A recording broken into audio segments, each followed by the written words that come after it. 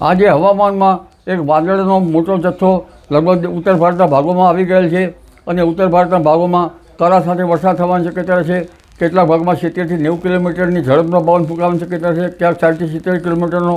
પણ તેની અસર લગભગ ધીરે ધીરે ગુજરાતના ભાગોમાં આવવાની શક્યતા રહેશે. સૌરાષ્ટ્રના ભાગોમાં પણ આજે કેટલાક ભાગમાં પ્રી મોન્સૂન એક્ટિવિટીનો વરસાદ થવાની શક્યતા રહેશે.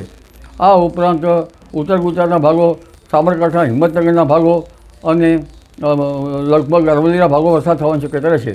જેમાં પ્રી મોન્સૂન એક્ટિવિટીનો વધુ વરસાદ હિંમતનગરના ભાગોમાં થવાની શક્યતા રહેશે. અને ત્યારબાદ મધ્ય ગુજરાતના ભાગોમાં પણ પલટો આવશે અને વડોદરાના ભાગો, કેટલાક આણંદના ભાગોમાં પણ પ્રી મોન્સૂન એક્ટિવિટી વરસાદ થવાની શક્યતા રહેશે.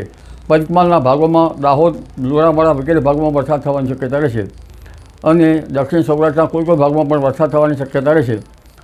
લગભગ મધ્ય ગુજરાતના કેટલાક ભાગમાં 10 મિલીમીટર કે ત્યાંની આસપાસ વરસાદ થવાની શક્યતા રહેશે. અમદાવાદના કેટલાક ભાગમાં 10 મિલીમીટર કે તેથી કંઈક આસપાસ વરસાદ થવાની શક્યતા રહેશે.